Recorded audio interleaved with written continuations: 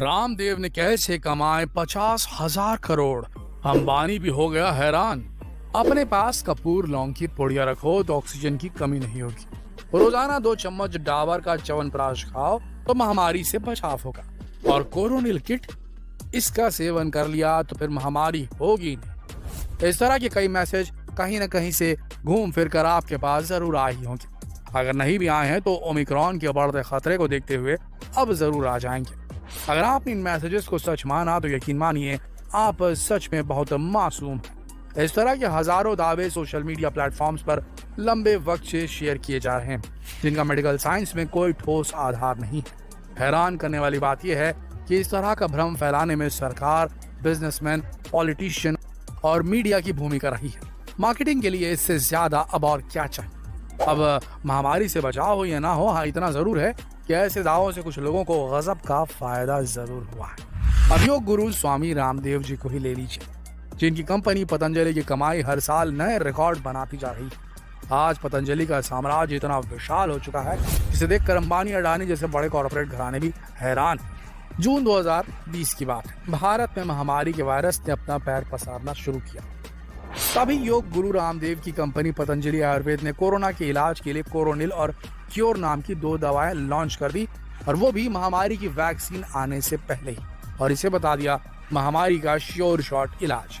कई जगहों पर यहाँ तक कि मीडिया हाउसेस ने भी इसे महामारी पर बड़ी जीत बताया। लॉन्चिंग के वक्त दावा किया गया कि कोरोनिल टैबलेट और श्वसारी वटी का क्लिनिकल ट्रायल भी हुआ, और इससे 280 महामारी के मरीज ठीक भी हो गए।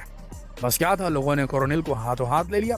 लेकिन रामदेव की दवा लॉन्चिंग के बाद भारत सरकार के आयुष मंत्रालय ने साफ कर दिया कि उन्हें ऐसी किसी दवा के बारे में नहीं पता, इसीलिए इसकी बिक्री ना की जाए। हालांकि इसके बाद पतंजलि के सीईओ आचार्य बालकृष्ण ने कम्युनिकेशन गैप का हवाला देते हुए विवाद पर पर्दा डालने की कोशिश की। बालकृष्ण ने कहा कि कोरोनिल इलाज नहीं, कोरोना की रोकथाम के लिए है। यानी कि पतंजलि ने यू टर्न मार लिया मौके के हिसाब से और कोरोनिल को इम्यूनिटी बूस्टर बता डाला। फिर इसका नाम बदलकर दिव्य श्वसारी कोरोनिल किट रखा गया।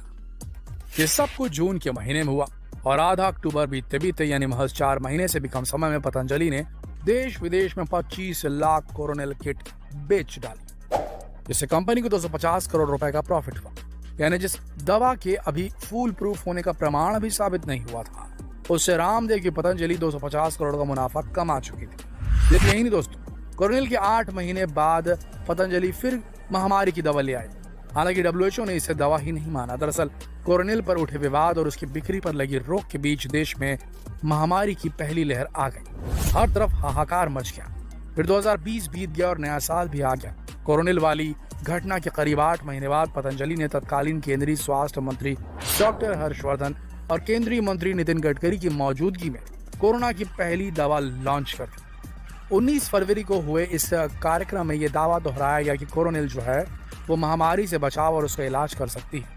एक बड़े न्यूज चैनल के एडिटर इन चीफ ने तो इसे लेकर एक ट्वीट भी कर डाला कि इस दवा को वर्ल्ड हेल्थ ऑर्गेनाइजेशन यानी कि WHO ने भी स्वीकार कर लिया है। हालांकि इसके बाद WHO ने ट्वीट कर कहा कि कोरोना के लिए किसी देसी दवा के प्रभाव को लेकर संस्था ने कोई सर्टिफिकेट नहीं दिया है, क्योंकि उन्होंने ऐसी किसी दवा का टेस्ट ही नहीं किया है।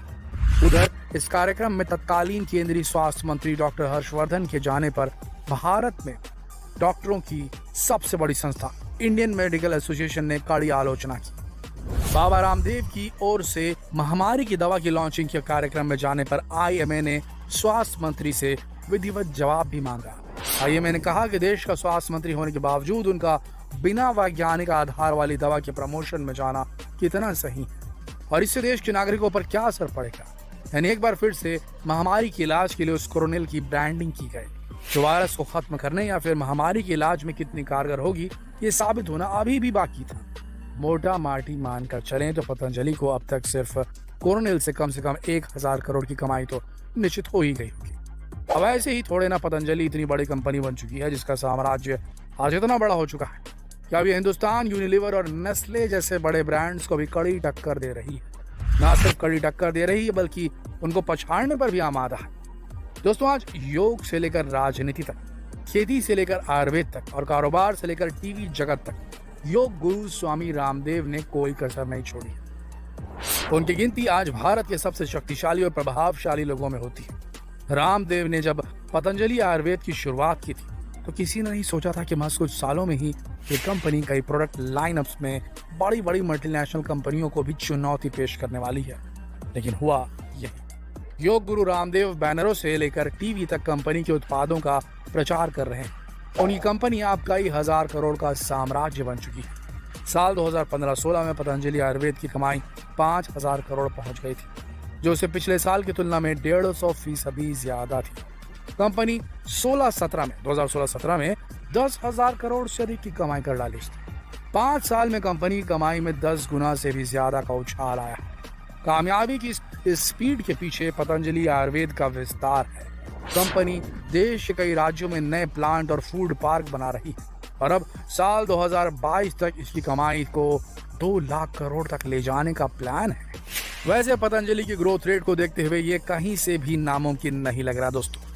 वैसे पतंजलि कैसे बना, ये भी काफी इंटरेस्टिंग कहानी है। तो चलिए अब आपको बता देते हैं कि पतंजलि की शुरुआत कैसे हुई। हिंदी की नामी पत्रिका में छपी स्टोरी के मुताबिक सन 1995 में पतंजलि कंपनी के रूप में रजिस्ट्रेशन हुआ। पतंजलि वर्ड का कंपनी के रूप में रजिस्ट्रेशन। बाबा रामदेव और उनके करीबी सहयोगी आचार्य बालकृष्ण महज 13,000 रुपए में पतंजलि का रजिस्ट्रेशन करवाया था। उस वक्त इन दोनों के पास सिर्फ 3500 रुपए थे। इसी तरह दोस्तों से उधारी लेकर रजिस्ट्रेशन शुल्क चुकाया गया।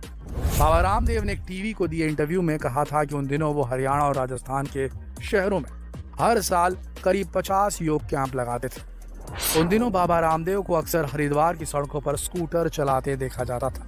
साल 2002 में गुरु शंकर देव की खराब सेहत के चलते बाबा रामदेव दिव्य योग ट्रस्ट का चेहरा बने, जबकि उनके दोस्त बालकृष्ण ने ट्रस्ट के फाइनेंस का जिम्मा संभाला और कर्मवीर को ट्रस्ट का प्रशासक बनाया गया था। इसके बाद से ही गुरुकुल के जमाने के तीनों दोस्त पतंजलि योगपीठ के आर्थिक साम्राज्य को आगे बढ़ा रहे हैं। हरिद्वार में दिव्य योग ट्रस्ट के बैनर तले बाबा रामदेव ने देश और विदेश में जोर शोर से योग शिविर लगाने शुरू कर दिए थे।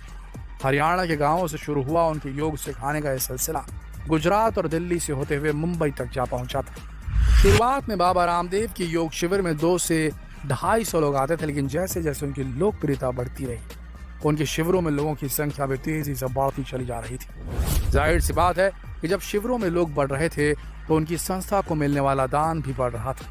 बाबा रामदेव के ट्रस्ट का मकसद आम लोगों के बीच योग और आयुर्वेद के प्रयोग को लोकप्रिय बनाना था। खुद बाबा रामदेव भी बताते हैं कि पहली बार उनको जो 50,000 रुपए का दान मिला था, उसी से उन्होंने आयुर्वेदिक जड़ी बूटियों का कारोबार शुरू किया था, जो आज हजारों करोड़ों रुपए तक पहुंच चुका है। साल 1995 में दिव्य योग ट्रस्ट, साल 2006 में दूसरा पतंजलि योगपीठ ट्रस्ट बना और तीसरा भारत स्वाभिमान ट्रस्ट बनाया गया। बाबा रामदेव के एक के बाद एक अपने ट्रस्ट बनाते चले गए और इसी के साथ तेजी से इस सन्यासी का आर्थिक साम्राज्य भी फैलता चला गया। बाबा फिर FMCG गुड्स के मार्केट में आ गए। पतंजलि घरों में इस्तेमाल होने वाले सामान बनाने लगी। लोगों ने बाबा के प्रोडक्ट्स को हाथों हाथ लिया। फिर देखते ही देखते पतंजलि भारत के बड़े ब्रांड्स में शामिल हो गया और एक सन्यासी भारत के सबसे बड़े कारोबारियों में शामिल हो गया। दोस्तों, रामदेव के योग गुरु से एक बड़ा बिजनेसमैन बनने के इस सफर को लेकर आपका क्या ख्याल है? कमेंट करके जरूर बताइएगा और जितना हो सके सवाल दूसरों से पूछने के लिए, उनकी प्रतिक्रिया पाने के लिए इस वीडियो को शेयर करें फेसबुक पर, व्हाट्सएप पर, यूट्यूब पर। कल फिर मिलेंगे एक और रोचक जानकारी के साथ। तब तक के लिए आप सबका इस वीडियो के अंत तक बने रहने के लिए दिल से धन्यवाद।